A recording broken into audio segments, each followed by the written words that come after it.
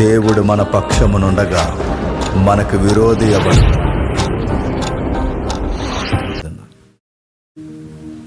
పరలోకమందున మా తండ్రి,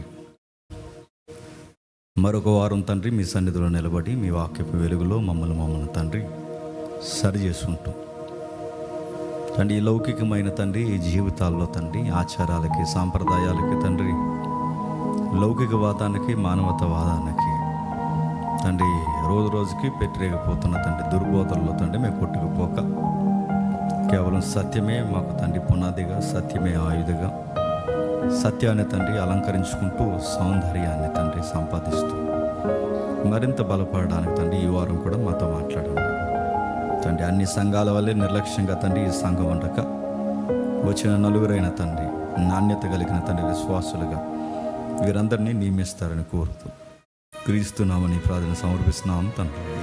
ఆమేన్. త్వరగా కొన్ని విలువైన సంగతులు విందాం. ఈ మనిషి ఎక్కడ పోయాడు?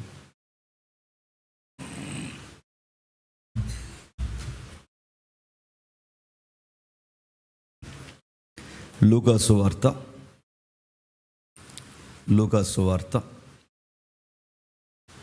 24వ అధ్యాయం. లూకాసు వార్త 24వ అధ్యాయం మొదటి 12 వచనాలు మనం చదువుకుందాం. చక్కగా అర్థవంతంగా చదివాలి. ఎవరైనా ఉంటే చదవండి. ఆదివారము తెల్లవారుచుండగా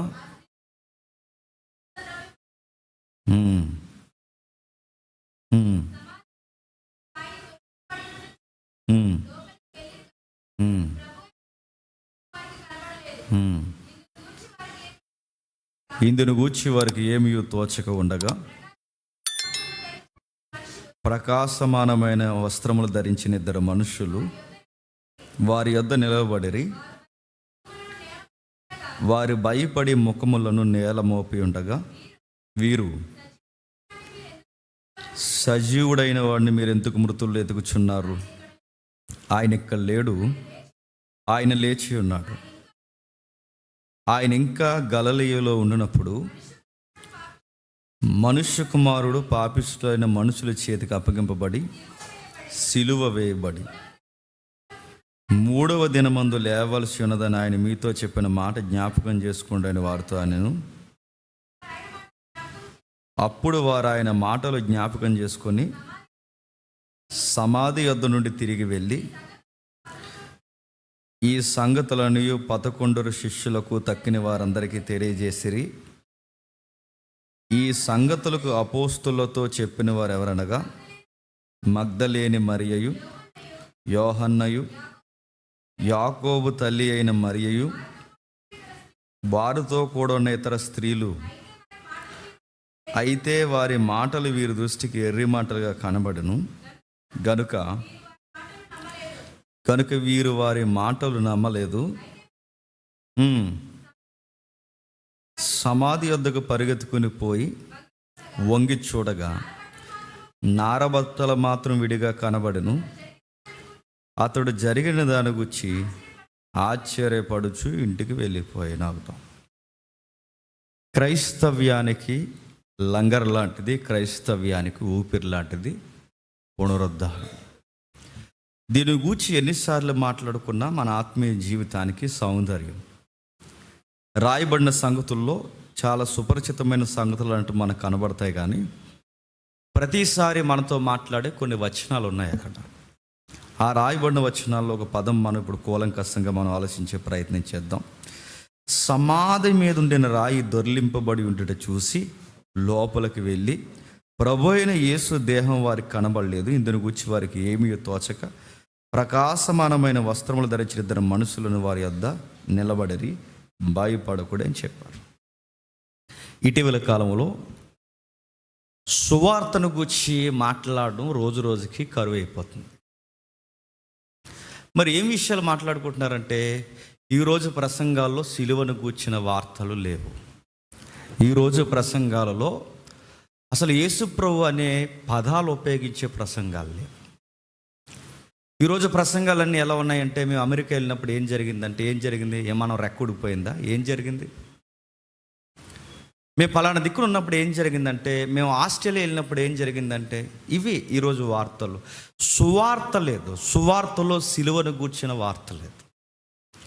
జనన మరణ పునరుద్ధానాన్ని గూర్చిన ఈ పరంపర చెప్పే బోధకులు లేరు. మన 2 భాగాలు 2 విషయాలు మనం చూసాం. అరటి పళ్ళు తింటే పిల్లలు పుడతాయని చెప్పే అమాయకపు బోధలు ఒకవైపు ఉంటే, విగ్రహాల దగ్గర పెట్టిన అరటిపళ్ళు తినినా ఏమీ కాదని అతి మేధావుల బోధలు కూడా ఎక్కువే. 2 కల్టే. నేను మళ్ళీ చెప్తున్నాను, 2 కల్టే. ఆయన గారు ఏమన్నాడంటే, చాలామంది ఉన్నారు, ఆ పళ్ళు తినడం వలన పిల్లలు పుడతారని వాళ్ళు అన్నారు. ఏ విగ్రహం దగ్గర పెట్టిందైనా ఏ పండు అయినా తినేస్తానని అతి మేధావుల ముసుగులో కొంతమంది. ఇలా పళ్ళు పలహారాల చుట్టూ తిరిగే ప్రసంగాలు ఎక్కువైపోయాయి తప్ప సిలువను గూర్చిన ప్రసంగం ఇది. పాటలలో సిలువ లేదు, వర్తమానాల్లో సిలువను గూర్చిన వార్త లేదు. ఈరోజు నేను మళ్ళీ చెప్తున్నానండి, ఈ యూట్యూబ్ వచ్చాక సంఘాలు పాడైపోయాయండి. ట్యూబ్ కోసం ఎక్కువ ఆలోచిస్తున్నారు. ట్యూబ్ అంటే ఏంటండి? Cycle tube.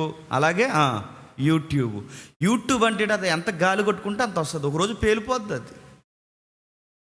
యూట్యూబ్ని అడుగుతున్నాను, యూట్యూబ్ ఏంటండి? గొప్పలు చెప్పుకుంటున్నారు, ఆయన ఎవరు అంటున్నారు, అరే యాస్టాక్ ఇచ్చి మన పేరు పెట్టుకుంటే చాలామందికి యూస్ వస్తున్నాయంటే నడుతున్నాను. యూట్యూబ్ యూస్ ఏంటి, సబ్స్క్రైబర్స్ ఏంటి, గోల్ ఏంటి? అరే మన కళ్ళ ముందు నలుగురిని కూర్చోబెట్టి దేవుడు, అరే జేమ్స్ 4 మాటలు చెప్పరా అని దేవుడు నా చేతుల్లో బైబిల్ పెడితే, నేను వీళ్ళని ఉద్దేశించి నేను మాట్లాడకుండా ఎక్కడెక్కడో చెత్త విషయాలని తెచ్చుకుని నేను మైండ్లో పెట్టుకొని ఆ మాటలు వినాలి. చెత్త విషయాలని చెప్పుకుని ప్రజల మీద, కళ్ళ ముందున ప్రజల మీద నా మనసు లేకుండా ఎవరో ఆ యూట్యూబ్లో ఉన్న వారి మీద నా మనసు అడుగుతున్నాను. వాళ్ళు యూట్యూబ్లోనే ఉంటారండి, మన ఛానల్ కూడా చూస్తున్నారు. వీళ్ళు ఏమనుకుని నేను చెప్తున్నాను, నేను చూడకపోయినా పర్లేదు. యూట్యూబ్లో ఉన్నవారు నడిన అన్ని సందర్భాల్లో సోషల్ మీడియా మంచిది కదండి. సోషల్ మీడియా కల్చర్ వచ్చిన తర్వాత సంఘంలో బాధ్యతలు తగ్గిపోయాయి. కళ్ళ ముందున్న వాళ్ళతో మాట్లాడదాం, వీళ్ళ గూర్చి మాట్లాడదాం. అక్కడెక్కడో ఎవడో ఏదో అన్నాడు, వాడి గూర్చి ఇప్పుడు ఆన్సర్ ఇవ్వడానికి మనకు వీడియో తయారు చేయాలి. ఆ మధ్యకాలంలో ఎక్కడో ఆకాశం నుంచి రాయి పడింది, ఆస్ట్రాయిడ్ పడింది, పడతాయిగా గ్రహశహలాలు. ఈ ఆస్ట్రాయి పడితే ఆస్ట్రాయి మీద ప్రసంగం. కలకత్తాలో ఏదో జరిగింది, కలకత్తాలో న్యూస్ మీద ప్రసంగం. రేపొద్దున రాజమండ్రిలో ఏం జరుగుతుంది దాని మీద ప్రసంగం. అంటే కరెంట్ న్యూస్ ఏదైతే ఉందో వార్తల మీద ప్రసంగం. సువార్త లేదు. ఇప్పుడు టీవీ 9 యాంకర్ల కన్నా ఎక్కువైపోయారు. వార్తలు అడుగుతున్నాను. ప్రసంగానికి అవసరమైతే వార్తను ఉపయోగించుకోలే తప్ప వార్త కొరకు ప్రసంగాన్ని తయారు చేయడం చాలా తప్పురా అయ్యని బైబిల్ చెబుతోంది. అవసరమైతే వార్తను ఉపయోగించుకోవాలి, వార్త కొరకు సువార్తను ముడిపెట్టడం ఏంటి? బైబిల్లో ఉన్న సంగతులు బోధించడానికే కాలం సరిపోవట్లేదు. 5 వారాల నుంచి మాట్లాడుతున్నాం. పరిశుద్ధాత్ముడు అసలు ఏమై ఉన్నాడు సిరీస్ స్టార్ట్ చేస్తున్నాం. ఒక 1 year 2 years మాట్లాడుకుంటే ఒక 5 years సిరీస్ ఉంటుందండి. పరిశుద్ధాత్ముడి గురించి మాట్లాడడానికి ఒక 5 years 6 years పడితే నేను అడుగుతున్నాను, బైబిల్లో ఎన్ని విషయాలు ఉన్నాయి. ఇవన్నీ మాట్లాడుకుంటే ఎప్పటి నుంచి నా ఆశ, ఆదికాండం మొదటి అధ్యాయం మొదటి వచనం నుండి ప్రకటన గ్రంథం చివరి అధ్యాయం చివరి వచనం వరకు వివరించాలని ఆశ. కానీ ఇనే భక్తులేరి, భక్తులుగా వాక్యం మీద లేదు భక్తులకి. ఇప్పుడు ఏదో కరెంట్ న్యూస్ కావాలి, ఏదో ఒక చెత్త విషయం కావాలి. ఒక విషయాన్ని మనం కోట్ చేస్తున్నప్పుడు అరే ఈ విషయం నాకు చాలా అవసరమని వాక్యంతో ముఖాముఖిగా మాట్లాడుకునేవారు లేరు. అందుకే ఈ సోషల్ మీడియా వార్తలన్నీ పక్కన పెట్టండి, మనకు కావాల్సిన విషయాలు. ఎందుకంటే మన మెసేజ్ల కింద కామెంట్లు పెడుతున్నారు, మీరెందుకు స్పందించట్లేదంటే ఇది స్పందించడానికి పెద్ద గొప్ప వార్త ఇది. మీరెందుకు స్పందించలేదంటే కొన్ని విషయాలు ఉంటాయి స్పందించాల్సినవి, కొన్ని భయంకరమైన విషయాలు ఉంటాయి, అవి మాట్లాడకూడదు. అనవసరం, వేస్ట్, టైం వేస్ట్. మత భేదములు కలిగించేవానికి 1 చెప్పండి, 2 వాళ్ళు వినరు, వదిలే. మరో విషయం చెప్తానండి, ఎవరినో మనం మార్చేయాలనుకోవడం అసాధ్యం. గుర్తుపెట్టుకోండి, యేసుప్రభు వారి 2వ రాకడ జరిగేంత వరకు యేసుప్రభుని వ్యతిరేకించి ఒక టీం ఈ సొసైటీలో ఎప్పుడూ పనిచేస్తుంది. నేను చాలాసార్లు ప్రసంగాలు చెప్పాను, ఎంతమంది గుర్తుందో. ఎప్పుడు వ్యతిరేకంగా పనిచేసే ఒక టీం ఈ సొసైటీలో ఉంటుందండి. యేసుక్రీస్తు వారికి వ్యతిరేకంగా మాట్లాడేది. మనం ఏమనుకుంటామంటే వాళ్ళని మార్చేస్తామంటే, ఏం మార్చేస్తావు? నీ తలకి నిన్ను మార్చేస్తారు వాళ్ళు. ఏం మార్చేస్తావు? కొన్ని మత భేదాలు ఉంటాయి, ఒకసారి చెప్పు, రెండుసార్లు చెప్పు. దేవుడు వాడిని పట్టుకోవాలనుకున్నప్పుడు ఖచ్చితంగా పట్టుకుంటావు. నువ్వు మాత్రం సత్యం చెప్పు. ఈ వ్యూ ఎందుకు పోతుందంటే, నేను మళ్ళీ చెప్తున్నాను, సువార్తలో ఉన్న మౌలికమైన విషయాలు మర్చిపోతున్నారు. ఈరోజు ఒక విషయాన్ని మనం చూద్దాం. ఏముంది ఇక్కడ? మొదటి వచనం చూడండి. మొదటి వచనం నుండి, ఆదివారము తెల్లవారుచుండగా ఆ స్త్రీలు సిద్ధపరిచిన సుగంధ ద్రవ్యాలు తీసుకొని, బాగా వినండి, ఆదివారము తెల్లవారుచుండగా, రెజరెక్షన్ డే ఏ డే అండి? ఏ రోజు అండి? సండే. మనకు తెలిసిన కొంతమంది కుర్రగాళ్ళు, నేను కావాలని చెప్తున్నాను, రారా చర్చికి రారా అని చెప్తున్నాడు, రావట్లేదు, ఎగ్గొడ తిరుగుతున్నాడు. వాళ్ళ పిల్లలు వస్తున్నారు, వాళ్ళ చెల్లెలు అది అక్కడ ఉంది, వాళ్ళు వస్తున్నారు. ఈ కుర్రగాడికి ఆడికి ఏం తెలియదండి, ఏమీ తెలియని ఒక కల్ట్ బోధ అబ్బింది ఇక్కడ ఈ రాజమండ్రిలో. కల్ట్ బోధ ఏంటి చెప్పిన? ఆదివారం నాడు ఆరాధించమని బైబిల్లో ఎక్కడుంది? మరి ఇప్పుడు ఆరాధిస్తావురా? శనివారం ఆరాధిస్తానన్నాడు. శనివారం ఎలా అబ్బిందిరా నీకంటే? ఏదో జూయిస్ బోధ ఏదో అబ్బింది వీడికి. ఆ శాఖలు చూసారా, మోక శాఖలు, ఆ శాఖలు వీడు పడ్డాడు. నువ్వు ఎందుకురా సడన్గా ఆదివారం రావడం మానేసావంటే వాడు ఏమన్నాడు తెలుసా?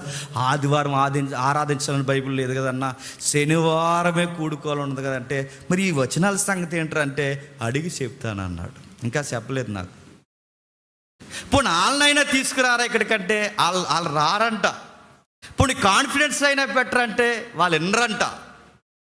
నేను ఎందుకు ఈ విషయాలు నొక్కుతున్నా అంటే, కొన్ని విషయాలు ప్రతీదీ వివరించాలంటే ప్రతీదీ వివరించాలి. ఎందుకంటే ప్రతీదీ వివరించకపోతే అది ఏదో బయట నుంచి కొత్తగా కొన్ని విషయాలు వినబడితే అవి రైట్ అనుకుంటున్నారు. శనివారం ఆరాధించే ఆరాధకులు ఎవరంటే, కొన్ని బోధలు ఉన్నాయి, అది జూయిస్ నుంచి వచ్చింది. ఆ జూయిస్ నుంచి వచ్చిన వాళ్ళు శనివారం ఆరాధిస్తారు. ఎందుకంటే వారికి శనివారం విశ్రాంతి దినం. ఎప్పుడైనా మనం మాట్లాడుకుందాం అసలు విశ్రాంతి దినం అంటే ఏంటి, పెద్ద సీర్స్ కొంత మాట్లాడుకుందాం ఎప్పుడైనా. ఆ విశ్రాంతి దినాన్ని వాళ్ళు ప్రత్యేకంగా కూడుకుంటారు. ఆ విశ్రాంతి దినాన్నే మనం కూడుకోవాలన్నారు. కాదు, మన డే ఏంటో తెలుసా? మన ప్రత్యేకమైన రోజు మనకు సండే, పునరుద్ధాన దినం. అందుకే ప్రకటన గ్రంథం చదువుతున్నప్పుడు ఒక పదం ఉంటుంది, ఎప్పుడైనా చదివారు ప్రకటన గ్రంథం చదువుతుంటే, ప్రభు దినమందు నేను పరవశుణ్ణై ఉన్నప్పుడు అని ఉంటుంది. ప్రభు దినమందు నేను పరవశుణ్ణి అంటే, ప్రభు దినం అంటే ఏ దినం? ఆదివారం. అదిగో మళ్ళీ విశ్రాంతి అంటున్నారు. ఆదివారం విశ్రాంతి లేని చేస్తాను ఏమనుకుంటున్నారు? ఆదివారం. మళ్ళీ ఇంకొచ్చే వారం వరకు నాన్ స్టాప్ చెప్తున్నట్టాను. ఇంకా చెప్పండి. ఆదివారం అనేది ప్రభు పునరుద్ధరణ. ఎందుకంటే ఆదివారం ప్రభు దినం ఎందుకయింది? ఆదివారము తెల్లవారుచుండగా చెప్పండి ఆయన లేచిండు. మరో మాట, ఇంకా మనకు స్ట్రాంగ్ విట్నెస్ కావాలి. ఎమ్మాయి మార్గంలో తన శిష్యులు నడిచిపోతూ ఉన్నప్పుడు మరొక రూపంలో ప్రభు అయిన యేసుక్రీస్తు వారు వారితో మాట్లాడాడు. వాళ్ళతో డిస్కషన్ జరుగుతుంది.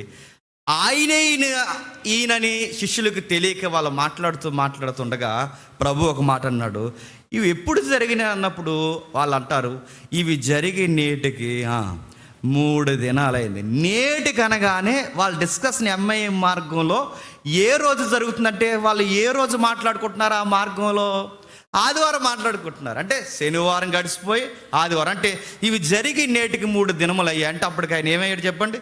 పునరుద్ధానం చెందాడు. అంటే పునరుద్ధాన దినం అనేది ఎప్పుడు చెప్పండి? ఆదివారము. ఇది బండ గుర్తుపెట్టుకోండి. ఇశ్రాయేలులు యూదులైతే వాళ్ళకి శనివారం కనుక శనివారం కూడుకుంటారు. మనం ఎవరు? క్రైస్తవులం గనక మన నిరీక్షణ, మన ఆధారం ప్రభువుని బట్టి ఉంది కనుక, ప్రభు ఆదివారం నాడు పునరుద్ధానం చెందాడు కనుక మనం ఎప్పుడు కూడుకుంటామంటే ప్రభు దినం అంటే ఆదివారం నాడు మనం కూడుకుంటాం. ఎందుకు? వారం రొట్టె ద్రాక్షరసం ఎందుకు ఇస్తారంటే, ఇది ప్రభు దినము గనక ఆదివారం ఖచ్చితంగా రొట్టె ద్రాక్షరసం మనం ఇస్తున్నాం. నిజానికి ప్రతిరోజు తీసుకోవాలి. మీరు వారానికి రావడానికే చాలా కష్టం. ప్రతిరోజు ఆరాధన ఉందంటే ఇంక సెలవు, నువ్వు ఎవడో మాకు వెళ్దంటారు అంతే. అందుకే ప్రతిసారి కూడుకోవాలి. అందుకే ఆదివారం నాడు ఒక ప్రత్యేకత ఉంది. అయితే ఆ ఆదివారం నాడు వాళ్ళు స్త్రీలు వెళ్తున్నారట. ఎందుకు వెళ్తున్నారు? వీళ్ళకి అడావుడిగా సమాధి కార్యక్రమం జరిగిపోయింది. ఈరోజు ఈస్టర్ కాదు, గుర్తుపెట్టుకోండి. మనం సీజనల్గా చదువుకుంటూ కొన్ని అధ్యాయాలు ఈస్టర్ వ్యూలో చదవకండి. మనం ప్రతి వారము చదువుకుంటున్నాం. చూసారా కొరింథీ పత్రిక? దానికి ముడిపడిన డాక్యుమెంట్ ఇది, అందుకే చదువుకుంటున్నాం. నెక్స్ట్, సమాధి కార్యక్రమం అడావుడు జరిపింది. ఎంత అడావుడిగా? ఆయన 3 గంటలకు చనిపోయాడు. 3 గంటలు సరిపోతే సరిగ్గా ఇంకొక 3 గంటల్లో ఏమొచ్చేస్తుంది? విశ్రాంతి. ఇంకొక 3 గంటల్లో విశ్రాంతి దినం వాళ్ళకు పూర్తిగా సంపూర్ణంగా స్టార్ట్ అయిపోద్ది. ఇప్పుడు 3 గంటల్లో విశ్రాంతి దినం స్టార్ట్ అయిపోతే రాత్రి అయిపోతే వాళ్ళకి క్షమించండి, వాళ్ళకి రాత్రి అయిపోతే దేహం ఎక్కడ ఉండకూడదు? బయట బహిరంగ దేశం మీద వేలాడుతుండకూడదు. అంతా కంగారు అయిపోద్ది. ఇప్పుడు శనివారం నాడు చాలా ప్రోగ్రామ్స్ ఉన్నాయి వీళ్ళకి. ఈ అడావిడి కార్యక్రమంలో గవర్నమెంట్ ఇన్వాల్వ్ అయ్యింది. సొంత బాడీ గార్డ్స్. ఎవరికి బాడీ గార్డ్స్? ఈ పరిసయ్యుల శాస్త్రులకి డబ్బులు ఇస్తే పనిచేసే ఈ కుస్తీ బ్యాచ్ ఉన్నారు, వాళ్ళ సొంత బాడీ గార్డ్స్ ఉన్నారు, వాళ్ళు పనిచేస్తున్నారు. గవర్నమెంట్ ఇన్వాల్వ్ అయ్యింది. రకరకాల మనుషులందరూ ఇన్వాల్వ్ అయ్యారు. ఎంత అడావిడి జరుగుతుందో సమాధి కార్యక్రమం దగ్గర. అసలు వీళ్ళకి వెళ్ళేంత అవకాశమే లేదు. ఎందుకంటే మీడియా ఒకటి తక్కువ తప్ప, ఆ రోజుల్లో ఫోటోలు తీయడానికి, కెమెరా పెట్టడానికి యూట్యూబ్ ఛానల్స్ ఇవి తక్కువ తప్ప అంచుమించు అంత అడావిడి ఉంది అక్కడ. ఎక్కడ? ఆయన శిలువ కార్యక్రమం చుట్టూ. అర్జెంటుగా ఎవరిని దగ్గర రానివ్వలేదు. దూరం ఎవరు మానవారు లేదా ఆయనకు సంబంధించిన ఎవరి దగ్గర రావద్దు, దూరం పోండి. ఆ బాడీని గవర్నమెంట్ అండర్లోకి తీసుకునే ముందు ఆ యోసేపు, అరిమతయి యోసేపు వీళ్ళందరూ బాడీని అండర్లోకి తీసుకున్నారు. కానీ ఎవరి పరిరక్షణలో జరుగుతుందంటే ఈ సమాధి కార్యక్రమం అంటే పరిసయ్యులు, శాస్త్రులు, గవర్నమెంట్ పోలీసులు వారి యొక్క ఆధీనంలో ఈ బరియలు జరుగుతుంది. ఈ జరుగుతున్నప్పుడు వాళ్ళకి అంత అవకాశం లేదు అక్కడికి వెళ్ళడానికి. ఏం అవకాశం కావాలంటే, యూదులు ఎవరైనా చనిపోతే వాళ్ళకు క్రమం ప్రకారం, ఒక మర్యాద ప్రకారం ఆ శవాన్ని రెడీ చేసి కప్పెడతారు. ఎక్కడి నుంచి వచ్చింది ఈ కల్చర్ అంటే, వీళ్ళు ఈజిప్ట్లో ఉన్నారుగా, చాలా కాలం ఈజిప్ట్లో ఉన్నారుగా. ఈ ఈజిప్ట్ ఇవన్నీ ఒకే మూల తెగల నుంచి వచ్చినాయిగా. అక్కడ నుంచి శవాన్ని వీళ్ళు ఏం చేస్తారంటే, బాడీ పాడవకుండా శవాన్ని చాలా జాగ్రత్తగా దాస్తారు. అంటే సుగంధ ద్రవ్యాలు పోస్తారు. ఆ రోజు వాడిన రసాయనాల సుగంధ ద్రవ్యాలు, అప్పుడు పూసిన సుగంధ ద్రవ్యాలు 3500 సంవత్సరాల క్రితం ఉన్న ఈజిప్ట్ మమ్మీ అంటే ఈజిప్ట్ శవం మన దొరికింది.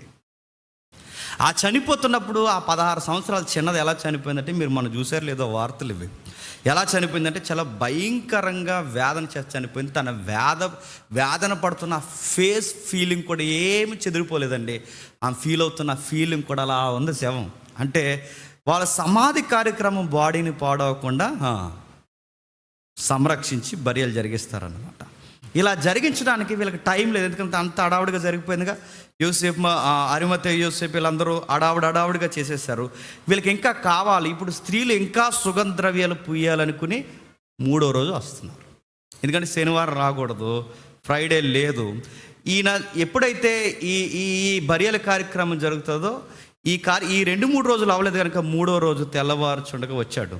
అప్పుడు వచ్చి వచ్చి ఆ టైంలో ఈయనకి బరియాలు లేదా ఆ సుగంధ ద్రవ్యాలు పోద్దామని వచ్చే సమయానికి రాయి ఏమైందట? దొర్లింపబడి. ఆ ఒక్క మాట ఇప్పుడు మనం ఆలోచిస్తున్నాం. ఏం జరిగింది చూడండి. సమాధి మీద ఉండిన రాయి దొర్లింపబడి ఉండుట చూసి లోపలికి వెళ్ళిరుగా దేహము వారికి కానబడలేదు. ఏమి రాయటది? సమాధి రాయి. బాగా వినండి. అందరూ రాసిన విధానం వేరు, లూకా గారు రాసిన విధానం వేరండి. సమాధి మీద ఉన్న రాయి దొర్లింపబడి ఎందుకో లూకా గారు చాలా ప్రత్యేకముగా రాయిల మీద తన రచన కేంద్రీకరించారు. ఒకరోజు యేసుక్రీస్తు వారికి ఊరేగింపు జరుగుతుంది, తెలుసు కదండి. ఆ ఊరేగింపు జరుగుతున్నప్పుడు ప్రజలు, పిల్లలు అందరూ ఏమంటారంటే ఓసన్నా ఓసన్నా ఓసన్నా ఓసన్నా అంటే నోర్మై అన్నారు. ఓసన్నా అరుస్తుంటే వాళ్ళు నోర్లు మూయించేస్తారు. అప్పుడు యేసుక్రీస్తు వారు వెనక్కి తిరిగి అంటాడు, వీళ్ళ నోర్లు మీరు మూయించారనుకో ఆ రాళ్ళు కేకలు వేస్తాయి. మళ్ళీ రాళ్ళు అంటే ఈ సువార్తలో ఎక్కువ కేంద్రీకరించేది ఏ పదాలు కేంద్రీకరిస్తారంటే రాళ్ళను కూర్చున్న సందర్భం ఎక్కువ ఉంది. ఇంకా మీరు చదవండి. యాకోబు తలగడగా పెట్టుకున్నది ఏంటి? రాయి. అబ్రహాము తన కుమారుని బలివ్వడానికి పేర్చినవేంటి? రాళ్ళు. అంటే రాళ్ళ సందర్భం ఇప్పుడు చరిత్ర కాదు, పురాతనమైన కాలం ఉన్నది. బలిపీఠానికి రాయి, జ్ఞాపకార్థపు రాయి, నిబంధన రాయి, చివరికి సమాధి రాయి. ఇంకా మన జీవితంలో ఉన్న ప్రతి జీవితంలో ఏదో ఒక అడ్డు రాయి ఉందా లేదండి? మన జీవితాల్లో ఏదో ఒక రాయి ఉందా లేదా? అడ్డు రాయి ఉంది. ఒకరికి అనారోగ్యం అనే రాయి ఉంది, మరొకరికి భర్తే అడ్డురాయి అయ్యాడు, మరొకరికి భార్య అడ్డురాయి అయిపోయింది, మరికొంతమందికి అత్తమామలు అడ్డురాయిలు అయిపోయారు, కొంతమందికి చెప్పుకొని రాళ్ళు ఉన్నాయి, అప్పులు రాళ్ళు, తెప్పల రాళ్ళు, రోగాలు రాళ్ళు. ఉద్యోగం లేని ఒంటరితనం రాయి, అన్నీ రాళ్ళే, అడ్డురాళ్ళు. మన జీవం ముందుకు పోకుండా మన ఆపేయాలనుకునే అడ్డురాళ్ళు. చరిత్రకారుడు ఒక కవి ఎలా ఏమన్నాడంటే, పెట్టబడిన ఏ రాయి అయినా తొలగింపబడక మానదు, తీయబడతాది అన్నాడు. జీవితంలో రాళ్ళు ఉన్నాయి, ఇంకేమున్నాయి? దేశానికి కూడా ఏమున్నాయి? సరిహద్దు రాళ్ళు ఉన్నాయి. ఉన్నాయి లేదా? మీ బార్డర్ ఎక్కడ వరకు, మా బార్డర్ ఎక్కడ. కవాతు చేస్తున్నప్పుడు left right left right left right అని కొడుతున్న వాళ్ళు అక్కడ సరిగ్గా అక్కడికి వెళ్ళి ఆ సెల్యూట్ చేస్తున్నప్పుడు వాళ్ళకి ఒక బార్డర్ రాయిలు ఉంటాయి, సరిహద్దు రాళ్ళు. ఆ రాయి దాటి వీళ్ళు రాకూడదు, ఈ రాయి దాటి వాళ్ళు రాకూడదు. జీవితానికి రాళ్ళు ఉన్నాయి, దేశానికి రాళ్ళు ఉన్నాయి, అడ్డు రాళ్ళు, చాలా రాళ్ళు ఉన్నాయి. ఇక్కడ మనకు కనబడుతున్న ఒక సమాధి మీద పెట్టబడిన రాయి అంతే. ఈ రాళ్ళు మన జీవితంలో ఎప్పుడైతే ఉంటాయో, కిడ్నీల రాళ్ళు కాదు, ఈ రాళ్ళు ఎప్పుడైతే మన జీవితంలో ఉంటాయో కామెంట్ ఎక్కువ పెరిగిపోద్ది. బయట కామెంటరీ ఉంటుంది చూసారా? మన బాధల్లో మనం ఉండి, మన యొక్క శ్రమల్లో మనం ఉండి, మన ఇబ్బందుల్లో మనం మోయలేని తీయలేని రాళ్ళు మనం మోస్తుంటే మనకున్న అడ్డురాళ్ళని చూసుకుని అయిపోయాడు అదో ఇంకా లెగడం అనుకుంటారు అంతే. రోగం వచ్చేసిందట, ఇంకా అయిపోయారు, ఇంకా సీన్ అయిపోయింది, ఇంకా అయిపోయింది, ఇంకా హాస్పిటల్ పాలు అయిపోయింది. మన బాధల్లో మనం ఉంటే ఈ రాళ్ళని చూసి బయట ఉన్న వాళ్ళు ఏం చేస్తారండి? కామెంట్ చేస్తారా అంటే ఇక్కడ చేశారు. ఎవరెవరు చేశారంటే అక్కడ చాలా మూకున్నారు. ఆ మూకంతా కలిసి ఆయన మీద లేని పోని కామెంటరీ స్టార్ట్ చేశారు. చాలా జాగ్రత్తగా వినండి. ఎవరున్నారు చుట్టుపక్కలంటే మిగిలిన అధ్యాయాలు మీరు ఇంటికి వెళ్ళిన తర్వాత చదవండి. ఎవరు మనకు కనబడతారు తెలుసా? ప్రధాన యాజకులు కనబడతారు. ఎవరండి? ప్రధాన యాజకులు ప్రభు బ్రతుకున్న కాలంలో ప్రభు పట్ల వాళ్ళకున్న మనసు ఏంటండి? వాళ్ళ మనసు ఏంటో తెలుసా? పెద్ద బోధకుల్లాగా వచ్చాడు, నజరేతులో పుట్టాడట, యోసేఫ్ మరియలు మనకు తెలియని వల్ల ఏంటి వ్యవహారం అంతా, వాళ్ళ అబ్బాయి అట్ట, పలానా అబ్బాయిలు ఉన్నారుగా, యోధా యాకోబు ఎవరైతే ఉన్నారో వాళ్ళ అన్నదమ్ములట, చెల్లెళ్ళంట, క్షమించండి తమ్ముళ్ళట, చెల్లెళ్ళంట, వీళ్ళంతా కుటుంబం అంట. ఇప్పుడు వచ్చారు ఏదో పెద్ద బోధకుల్లాగా మన సమాజ మందిరాల్లోకి వచ్చి మనకే తెలియదు అన్నట్టుగా ఈయన ప్రసంగాలు చెప్పడం, ప్రజలు వెనకాల తండోపుతండాలుగా వెళ్ళడం, ఈయన చెబుతుంటే పెద్ద బోధకుల్లాగా ఇవ్వడం. మేము చెప్పాల్సిన ధర్మశాస్త్రాన్ని కూడా ధర్మశాస్త్రంలో ఇలా ఉంది అని వెళ్ళి చదువుకోమని మళ్ళీ మా మోకం మీద ఏలెట్టి మాకు చూపించడం. భరించాం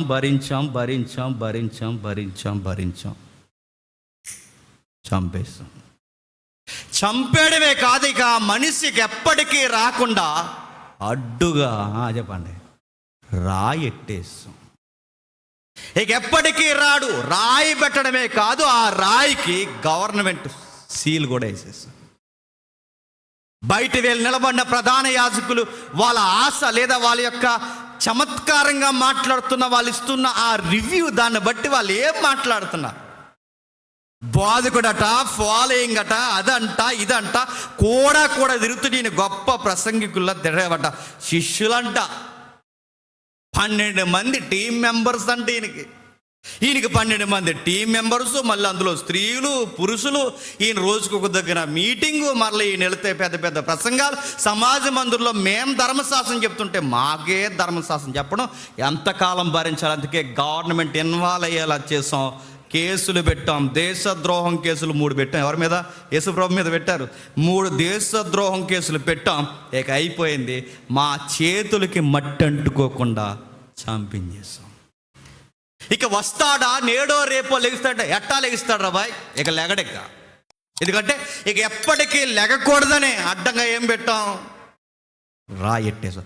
ఇది వాళ్ళ ధైర్యం. ఎవరి ధైర్యం? ప్రధాన యాజకుల ధైర్యం. ఇంకా ఎవరున్నారా సమకాలీన తరంలో లేదా మొదటి శతాబ్దంలో? ఇంకెవరున్నారు? అన్నా, కైఫా. వీళ్ళెవరు? బామ్మర్దులేరు. అసలు వీళ్ళెవరు? నాణ్యమైన సేవకులా? కాదండి. వీళ్ళ నాణ్యమైన సేవకులు కాదు, రాజకీయ రంపులతో సహవాసం చేసే రంకు యాజకులు. మళ్ళీ చెప్తున్నాను నేను. రంకు అనేసరేట అనుకోకండి. రంకు అంటే అక్రమం, అంటే క్రమం ప్రకారం కాకుండా చెప్పండి చేసే ఆ రంకు రాజకీయాలు చేస్తున్నారు.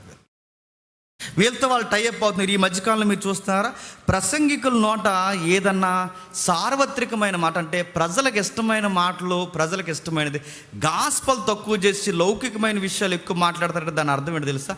త్వరలో వీళ్ళని కనిపెడుతూ ఉండండి, వీళ్ళు పాలిటిక్స్లోకి వెళ్తారు. నేను మళ్ళీ చెప్తున్నాను, ఇదే ఏదిక మీద నిలబడి చెప్తున్నాను నేను.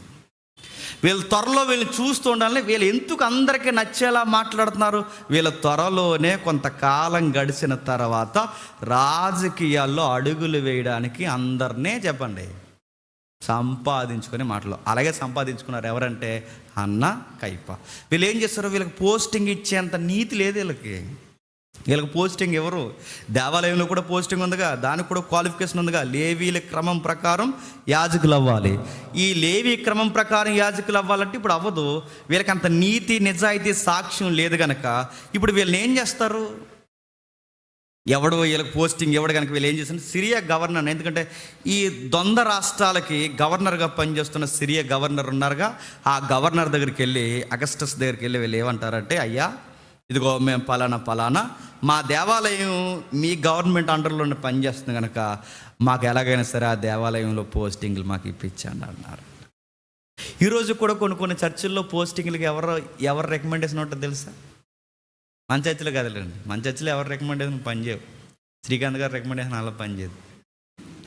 వాళ్ళు చెప్తున్నారు ఏ రికమెండేషన్లు ఉండవు అడుగుతున్నాను. కొన్ని మెయిన్ లైన్ చర్చలు ఉంటాయి. ఎందుకంటే టర్న్ ఓవర్ ఆ పదం నేను ఉపయోగించకూడదు. వాళ్ళకి ఈక్లీ వచ్చే ఆ ఫండింగే కొన్ని ల్యాక్స్ ఆఫ్ మనీ ఉంటుంది. దానికి నోటిఫికేషన్ లాగా జాబుకు పంపించినట్టు పంపిస్తారు వాళ్ళని. ఎవరిని పంపిస్తారా అంటే బాగా వాకింగ్ తెలిసినోడిని కాదు, చెప్పండి. రాజకీయ రికమెండేషన్ చేసి ఎంతో కొంత వాళ్ళకి చెల్లించుకుంటే అప్పుడు అక్కడ ఆ పోస్టింగ్ వేస్తున్నారు. అలాంటి దొంగ పోస్టులు ఎంచుకున్నారండి వీళ్ళిద్దరు. ఎవరో చెప్పండి? అన్నాకాయ. వీళ్ళ వ్యాపారంతో సేవలోకి వచ్చారు కనుక ఖచ్చితంగా వీళ్ళ సేవను ఏం చేస్తారండి? వ్యాపారమే చేస్తారు. వ్యాపారంతో సేవలోకి వచ్చినాడు. వ్యాపారం చేయకపోతే ఏం చేస్తారు? ఏం వ్యాపారం చేశారు? ఏం వ్యాపారం చేయడం ఏంటి? దేవాలయాన్ని రెంటకి ఇచ్చేసారా లేదా? బల్లలమ్మ ఏం చేస్తారు? పూరేళ్ళు అమ్మేవారికి, గువ్వలను అమ్మేవారికి, రకరకాల బలు నైవేద్యాలు వస్తువులు అమ్మేవారికి దేవాలయం ఆవరణాన్ని ఏం చేస్తారు? రెంట్కి ఇచ్చేస్తారు. ప్రభు వచ్చి ఆవేదన చెందాడు. ఎంత ఆవేదన! రే, ఎందుకు నా దేవుని ఆలయాన్ని వ్యాపారపు టిల్లుగా మీరు చేశారని బాధ. ఎవరు దేవుని ఆలయాన్ని వ్యాపారపు టిల్లుగా చేసిన ఆ పెద్ద మనుషులు ఎవరు? ఆ మేకపోతు గాంభీర్యం ఎవరు? అన్నా కైఫేగాళ్ళే. అలా పెద్ద మనుషులు ఇద్దరు. ఈ పెద్ద మనుషులు ఇద్దరు ఏం చేస్తారంటే ఈ చర్చిని లేదా ఈ దేవాలయాన్ని, సొలొమోను మందిరాన్ని ఏం చేస్తారు? రెంట్కి ఇచ్చేస్తారండి. దేనికి రెంట్కి ఇచ్చారు? మరొక ప్రేరెట్టుకోవడానికి కాదు. దేనికి రెంట్కి ఇచ్చారు? గువ్వలను అమ్మడానికి, జంతువులను అమ్మడానికి, వ్యాపారం చేసుకోవడానికి. ఆ రోజు వ్యాపారానికి అనుకూలంగా చర్చిని రెంట్కి ఇచ్చేస్తారండి. ప్రభు బాధపడిపోయాడు. నా తండ్రి ఇల్లుని ఎందుకు మీరు వ్యాపారపు ఇల్లుగా చేశారని ముఖాముఖిగా వాళ్ళ మేకపోతు గాంభీర్యాన్ని ఖండించాడు. తప్పు చేస్తున్నారు మీరు. దేవుని మందిరాన్ని మీరు ఇలా వ్యాపారపు ఇల్లుగా మారిస్తే దేవుడు చూస్తూ ఊరుకోడు ఏమనుకుంటున్నారని ఆయన చాలా గట్టిగా ఖండించాడు. కొరడా తీసుకున్నాడు, జంతువులన్నింటినీ బయటకు తోలేశాడు. వ్యాపారాలు చేస్తున్న మీద గట్టిగా కేకేశాడు, బయటికి పోండి ఎక్కడి నుండే. ఆ రోజు వాళ్ళు ఏమనలేకపోయారు. ఆయన అధికారం, నా తండ్రి ఇల్లుది మీరు ఎందుకు ఇలా చేస్తున్నారన్నప్పుడు ఆ రోజు వీళ్ళ ఫీలింగ్ ఎలా ఉంటుంది చెప్పండి? రాజకీయాలతో రికమెండేషన్ చేయించుకొని, పోస్టింగ్ వేయించుకొని, ఇంతగా మేము ఈరోజు ఇంత మేకపోతు గాంభీర్యంతో పెద్దలుగా వ్యవహరిస్తుంటే ఈ ప్రజల మధ్య మనల్ని అవమానించి చివరికి మన వ్యాపారాలు నష్టపరిచి పెట్టిన డబ్బులు కూడా మనకు రాకుండా మన పెట్టుబడులే వీటిని నష్టపరిస్తే ఎప్పుడు తీసేలా అని నక్కల్లా తిరిగారండి వీళ్ళిద్దరూ. ఎవరు చెప్పండి? బావా బామ్మర్దులు, అన్న కైప మాట్లాడుకున్నారు. ఒరే బావా, వీడు మన బతకనిచ్చేలా లేడురా. బావ బామ్మర్దులు మాటలు అలాగే ఉంటాయి. ఎందుకంటే నా విషయంలో బావ బామ్మర్దులు అలాగే చేశారులేండి. ఆడిని బతకని కూడదురా అన్నారు, చంపేద్దారా అన్నారు. ఎప్పుడో జరిగిందండి విషయం. అంటే ఈ పులిపీడి మీద నేను చెప్పకూడదు కానీ ఒక విషయం అయితే చెప్తున్నాను. అదే కనుక చెప్తే నన్ను చంపడం కానీ నేను చంపేది ఉండాలి. నేను మళ్ళీ చెప్తున్నాను. అవన్నీ వదిలే కదండి మనం వచ్చాం. ఆ మాట అనకూడదు కానీ చెప్తున్నాను. అవన్నీ వదిలే కదండి మనం వచ్చాం. అంటే ఈ మనుషులు మతము, వ్యాపారము, వాళ్ళ పేరు ప్రఖ్యాతులకు అడ్డొస్తే ఈ బావా బామ్మర్దులు ఏం మాట్లాడుకుంటారంటే వాళ్ళు తీసేయాలి అలా. ఇప్పుడు తీసేది. ఇప్పుడు మనం డైరెక్ట్ మనం తీసామంటే తనకు ఫాలోయింగ్ ఎక్కువ ఉంటుంది. ఇప్పటికిప్పుడు ఈ అబ్బాయిని మనం ఏమన్నా అంటే ప్రజల్లో వ్యతిరేకత వచ్చేస్తుంది. ప్రజల్లో వ్యతిరేకత వస్తే మన పోస్టింగ్లకి ప్రమాదం ఉంది. ఇప్పుడు మన పోస్టింగ్ ప్రమాదం జరగకూడదంటే చేతికి మట్టి అంటుకోకూడదు. మరి ఏం చేద్దాం? ప్రభుత్వాన్ని ఇన్వాల్వ్ అయ్యేలా కొన్ని కేసులు పెడదాం అని సుమారు 3-4 కేసులు పెట్టి, దేశద్రోహం కేసులు పెట్టి చంపించేశారు. యేసుప్రభు వారు చనిపోయిన తర్వాత వీళ్ళ ఫీలింగ్ ఏముంటుంది చెప్పండి? అరే బావా అయిపోయాడు, ఇక పేడ వదిలిపోయింది. ఏంటి, మన దేవాలయానికి వచ్చి మనల్ని ప్రశ్నించి, మన వ్యాపారాలకే నష్టం కలిగించి, మన పదవులే లేకుండా చేద్దాను, మన ముఖం మీద మనకి ఏలెట్టి ప్రజల ముందు మనల్ని ఇంత ఎద్దేవ చేస్తాడు. అయిపోయాడు, మనల్ని అడిగేవాడు. తీసేసాం, అయిపోయాడు, ఇక రాడు, ఇక ఎప్పటికీ రాడు అనడానికి మనకు ధైర్యం ఉంది. ఆ మనిషిని చంపడమే కాదు, 3వ రోజు లేస్తాడో, 4వ రోజు లేస్తాడో, 2వ రోజు లేస్తాడో, నెల రోజుల తర్వాత లేస్తాడు, ఎన్ని ఆయన స్టేట్మెంట్ ఇచ్చాడో అవన్నీ పక్కన పెట్టి ఎప్పటికీ లేడు. లెగిసిన బయటకు రాడు, సృహ వచ్చిన బయటకు వచ్చే అవకాశాలు లేవు, ప్రాణం పూర్తిగా పోయింది, ఇక రాడు. ఒకవేళ లెగిసినా బయటకు రాకుండా మనం అడ్డుగా ఏం పెట్టేస్తాం? రాయి ఎట్టేస్తాం. ఈ రాయే మనకు ధైర్యం. ప్రధాన యాజకుల ధైర్యం రాయి, అన్నా కైఫా యొక్క ధైర్యం రాయి. మరొక బ్యాచ్ ఉన్నాడు అక్కడ, హేరోదు. ఎవడండి? హేరోదు. ఈడేం మాట్లాడుకుంటున్నాడు? వీడికి చాలా చరిత్ర ఉంది. పగ పగ పగ పగ. ఎవరి మీద పగ? యేసుప్రభు మీద తాతల కాలం నాటి పగ. తాతల కాలం నాటి పగ ఏంటి? ఏ రోజుని ఏమన్నాడంటే ఆ నక్కతో చెప్పన్నాడు. యేసుప్రభు వారు ఏమన్నారండి ఏ రోజుని? ఆ నక్క, ఆ పిలాతును ఒక నక్క, ఏ రోజు ఒక నక్క. నక్క రాజకీయాలు చేస్తున్నారు. ఒక నీతి నిజాయితీ లేదు వీళ్ళకి. వీళ్ళ అధికారాల్లో ప్రజలకు మేలు చేయడానికి పోయి నక్క రాజకీయాలు చేస్తున్నారు. ఆ నక్కతో చెప్పన్నాడు పోయి. ఏ రోజు గడు కుమ్ములాట్లో చాలా నలిగిపోయాడు. ఎట్లా ఏ రోజుకి ఒక మాట గుర్తొచ్చింది. ఎప్పటి నుండో ఈ పగ అనుకున్నదే జరిగిపోయింది. ఏ రోజు కూడా ఇన్వాల్వ్ అయిపోయింది. ఎందుకంటే నిజానికి అన్నా కైఫా పిలాతుకి ఏ రోజుకి వీళ్ళు ఎవరికి సరి అయిన సఖ్యతలు లేవండి. కానీ వీళ్ళందరూ ఎవరి విషయంలో కలిసిపోయారని బైబిల్లో ఉంది? ప్రభువుని చంపడం విషయంలో కలిసిపోయారు. అన్నా కైఫా బామర్దులు ఎంత క్లోజ్ అయిపోయారో, ఇంకా క్లోజ్ అయిపోయారో. ఇప్పుడు ఏ రోజు పిలాతు కూడా ఏమైపోయాడట? క్లోజ్ అయిపోయి. నిజానికి ఒకప్పుడు వీళ్ళిద్దరికి పడదు. ఎందుకంటే లోకల్ గవర్నమెంట్కి సెంట్రల్ గవర్నమెంట్కి అప్పుడప్పుడు ఎలా పొసగదో ఈ సెంట్రల్ లోడికి లోకల్ లోడికి పడేది కాదు. వీళ్ళిద్దరికి ఎప్పుడైతే పడలేదో, కానీ యేసుప్రభు వారి విషయంకి వచ్చేసరికి వీళ్ళిద్దరూ ఒకటైపోయి చంపేశారు. ఏ రోజు ఏం ఫీల్ అయి ఉంటాడు చెప్పండి? సమాధి మీద ఉన్న రాయిని చూసి. ఈ పగ ఇప్పుడు కాదు. మా బాబు ట్రై చేశాడు ఆ చిన్నప్పుడు చంపేద్దామని కుర్రోడిని. ఈల బాబు ఎవడు? ఆడు మహా ఏరోదు. యేసుప్రభు వారు పుట్టినప్పుడు 2 సంవత్సరాల లోపున్న పిల్లల్ని చంపేయండి అంటారు చూసారా? ఆ ఏరోదు గడి వీళ్ళ నాన్న. ఈ సువార్తల చివరి అధ్యాయంలో ఉన్న ఈ ఏరోదు నాన్న. ఈ ఏరోదు గడి ఏం అనుకుంటాడు చెప్పిన? ఈ పగ ఇప్పుడు కాదు, మా అయ్య చెయ్యాలనుకున్న పని చెప్పండి నేను చేశాను. మా అయ్య ట్రై చేశాడు, అవ్వలేదు. చరిత్రలో మా వంశాలు ట్రై చేసి అవ్వలేదు. ఇప్పుడు మా అయ్యల కాలం నాటి పగ నా కళ్ళ ఎదుట నెరవేరింది. మా అయ్య సాధించాలనుకున్నది నేను సాధించాను. మా తండ్రి సాధించాలనుకున్న నేను సాధించాను. అయిపోయింది. బెత్లెహేములో ఉన్న పిల్లలు ప్రాణాలు పోయినప్పుడే పోతాడు అనుకున్నాం, కానీ ఆ రోజు పోలేదు, ఈ రోజు పోయాడు. ఇక మా పిల్లలకు కూడా అడిగేవాడు ఎవడు లేడు. అప్పటికే ఏ రోజు గొడవ మనకు తెలుసుగా. బాప్టిజం ఇచ్చి యోహాను ఫైట్ చేశాడు. ఏమి బాప్టిజం ఇచ్చి యోహాను అడిగాడు, ఏమి నువ్వు చేస్తున్న పనులేంటి? తలకాయ నువ్వే తినంగా లేకపోతే స్టేట్ ఎలా ఉంటుంది అనుకుంటున్నావు? రాష్ట్రం ఎలా ఉంటుంది అనుకుంటున్నావు? నువ్వే సరిగ్గా లేకపోతే ఏమవుద్ది? తప్పు చేస్తున్నావు. ధర్మశాస్త్రాన్ని బట్టి నేను హెచ్చరిస్తున్నాను, నువ్వు తప్పు చేస్తున్నావు. నీ తమ్ముడు భార్యను నువ్వు ఎందుకు తీసుకొచ్చావు? తప్పు అన్నాడు. అడిగిన యోహాను తల నరికేశారు. ఆయన తల నరికేసాక యోహాను వెళ్ళిపోయాడు అనుకుంటే ఇప్పుడు ఆ యోహాను కన్నా గట్టిగా అడిగేవాడు తయారయ్యాడు. ఎవరు? యేసుక్రీస్తు వారు. ఇప్పుడు యేసుక్రీస్తు వారిని కూడా ఏం చేశారు? ఇక తల కాదు, మనిషినే పొడిచి చంపేశారు. దాని వచ్చింది. ఇప్పుడు యోహాను లేడు, చెప్పండి, యేసుక్రీస్తు లేడు, ఇక మనల్ని అడిగేవాడు ఎవడు లేడు. ఒకవేళ ఈ మనిషి మరలా లెగిస్తామన్నా ఇక రాకుండా మనం అడ్డుగా ఏం పెట్టేసాం? రాయి పెట్టేసి. అంటే అందరి ధైర్యం దేని మీద ఉంది చెప్పండి? సమాధి రాయి మీద ఉంది. ఇక ఎప్పటికీ రాలేడు. అయిపోయింది. సద్దుకయ్యులు కూడా మాట్లాడుకుంటున్నారు. ప్రసంగాలు చేసేవాడు, మహా అధికారిగా మాట్లాడేవాడు అడ్డంగా ఉన్నాడని చాలా కాలం బాధపడ్డాం. అడ్డు తొలగిపోయింది, తీసేసాం. 10 వంతులు వద్దంటాడు, మొత్తం ఇవ్వాలంటాడు, అది అంటాడు, జీలకర్ర పుదీనా వద్దంటాడు, రకరకాలు చెప్తాడు. ధర్మశాస్త్రంలో తల తింటాడు. అన్నంతకాలం చీడపీడ ఎరగరాసిపోయింది అనుకున్నారు. అంతే, పోయింది, ఇక తీసేసి. అంటే యేసు ప్రభు చనిపోవడం అనేది ఇప్పుడు మాట్లాడుకుని ఈ పెద్దలందరికీ ఎలా ఉంది చెప్పండి? ఆనందంగా ఉంది. ఈ ఆనందంలో ఇంకెప్పుడు మళ్ళీ విప్లవం రాదు అనడానికి వీళ్ళకి ధైర్యం ఏంటి చెప్పండి? సమాధి రాయి. అందరినీ పక్కన పెట్టండి. పరిసయ్యులు ఉన్నారు, వాళ్ళే మాట్లాడుకుంటారంటే వాళ్ళు రకరకాల విషయాలు మాట్లాడుకుంటారు. ఏయ్ వందనాలు చెప్పరా అని వారంట వాళ్ళు. ఇది మరీ ఎక్స్ట్రీమ్ బ్యాచ్. ఎవరు? పరిసయ్యులు. సంత వీధుల్లో కనబడుకో, రే అలా వెళ్ళిపోతాడు రా, వెళ్తున్నాగా టీచర్స్ గుడ్ మార్నింగ్ చెప్పాలని తెలియదు నీకు, చెప్పు వందనాలు వందనాలు అని చెప్పి. అంటే వాళ్ళ టీచర్స్ కదా ఆ రోజుల్లో, పరిసయ్యులు శాస్త్రులు. సంత వీధిలో వందనాలు చెప్పించుకోవడం, దేవాలయంలో వందనాలు చెప్పుకోవడం.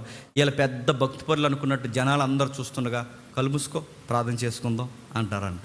వెంటనే కళ్ళు మూసుకున్న వెంటనే, దేవా ఈ పాపిని క్షమించి, ఈ పాపిని మరింత ఆశీర్వాదకారి. పాపే ఇంకా సెంటర్లో డిసైడ్ చేసేస్తారు ఎవరిని, ఆ ప్రార్థన చేసినోడిని సెంటర్లోనే వేస్తారనమాట. ఈ పాపిని ఆశీర్వాదకరంగా మార్చు, ఈడి పిండి పిసుగు తొట్టెయు, ఈడి బుడ్డులో నూనె. అదే కదా పాత్ర మీద ప్రార్థన. ఈడి బుడ్డులోని నూనెయు వర్ధలింపజేయి, ఆశీర్వదించు, ఈ పాపిని క్షమించని ఎంత నిలువుటంగిలు వేసుకుని అందరూ వాళ్ళ దారిలో నడుచుకుని వెళ్తుంటే అందరికీ వీళ్ళు ఎలా ఉంటారంటే భక్తులు. ఇలాంటి భక్తులు ఇంకెప్పుడు ఉండరు. ఎవరు గాలి పడితే వాళ్ళు గాలి తగలకూడదు మళ్ళీ వాళ్ళకి, ఎందుకంటే మైలైపోతారు. గాలి తగలకూడదు, ఎవరు పడితే వాళ్ళు నీడ పడకూడదు. ఇవన్నీ చూసుకుంటూ నడుస్తారు. వీళ్ళందరినీ చీయా నడేసు. రే సిన్నర్రా నువ్వు, దూరంగా పాపి ఆయన. ఎవరినైతే పాప అన్నాడో ఆ పాపుల మధ్యకు పోయి భోంచేస్తున్నాడు. ఎవరు? యేసుక్రీస్తు. వీళ్ళకి ఎలా ఉంటుందండి?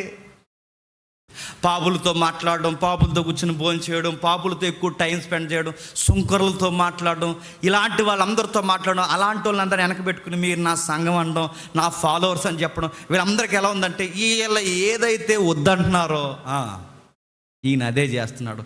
వీళ్ళందరికీ పెద్ద నసలా తయారయ్యాడు యేసుప్రభువు. తట్టుకోలేకపోయారు. పాపులతో కూర్చున్నాడట, వాళ్ళతో కలిసి భోజనం చేశాడట, చెయ్యి కలిపాడట, కుష్ఠరోగులు ఇంటికి కూడా వెళ్ళాడట. చివరికి మనకు చెప్పే వందన వచనాలు మనం బహిరంగంగా వందన వచనాలు చెప్పించుకోకూడదు అంటున్నాడు, బహిరంగ ప్రార్థన చేయకూడదు అంటున్నాడు, బహిరంగ దాన ధర్మాలు చేయకూడదు అంటున్నాడు. ఒక్కటి రెండేంటి ఎన్ని పేర్లు పెట్టాడు. ఇక అయిపోయింది, ఆ గొంతు ఇంకా మాట్లాడదు. చంపేశాం, మూసేసాం, రాయిట్టేసాం, ఇంకెప్పటికీ బయటికి రాలేదు. పరిసయ్యులకి ధైర్యం రాయే, సద్దుకయ్యులకి ధైర్యం రాయే, ఇంకా ఎవరైతే ఉన్నారో హేరోదుకి ధైర్యం రాయే, పిలాతుకి ధైర్యం రాయే, బోధకులకి ధర్మశాస్త్ర ఉపదేశకులకి అందరికీ ధైర్యం ఆ సమాధి రాయే. ఇప్పుడు ఆ సమాధి రాయే సువార్తికుడు రాస్తున్నాడు, ఆ రాయి తొలగిపోయింది. ఇంకా ఎవరున్నారా ఆ రాయి ముందు? లేదా ఆ సమకాలీన ప్రజలు ఎవరున్నారంటే జలేతు అనబడే తెగలున్నారు. ఎవరు? జలేతు. జలేతు అంటే ఎవరు? ఇప్పుడు మాట్లాడుతున్నారు కానీ సనాతన ధర్మం, సనాతన ధర్మం, సనాతన ధర్మం అని. అసలు సనాతన ధర్మం అంటే ఫైటింగ్ ఎలా చేయాలో జలేతు వాళ్ళు చేసేవారండి. సనాతన ధర్మం అంటే వాళ్ళ సనాతన ధర్మం మోజెస్లా పాత నిబంధన. ఆ పాత నిబంధన కనుక వాళ్ళు ఏమని చేస్తారు? బలులు, నైవేద్యాలు, ఆచారాలు, కర్మకాండలు, మోసే యొక్క సున్నతి నిబంధనలు ఇవన్నీ పాటించడానికి వాళ్ళ మతం తగ్గుతుంది అన్నప్పుడు అధికారులను కూడా లేపేయడానికి తయారైన ఉగ్రవాదుల మోకే జలేతు. జలేతు అనే పదానికి అర్థం ఏంటో తెలుసా? ఉగ్రవాది అని. ఈ జలేతు టీమ్స్ కూడా ఉన్నారు. వీళ్ళందరూ ఎలా ఉన్నారట? వీళ్ళందరూ రకరకాలుగా మాట్లాడుకుంటున్నారు. ఏమని మాట్లాడుకుంటున్నారు? విప్లవకారుడు,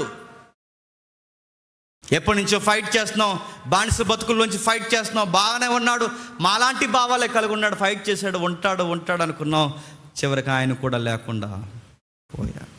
అంతేలే, ఏ విప్లవకారుడైనా ఏదో ఒక రోజు చనిపోవాలి, ఏ విప్లవకారుడైనా ఏదో ఒక రోజు ఈ లోకంలో హతసాక్షి అవ్వాలి. సరే, ఉన్న ఒక్క ఆశ కూడా పోయిందని వాళ్ళు కూడా సైలెంట్ అయిపోయారట. వీళ్ళందరిని పక్కన పెట్టండి.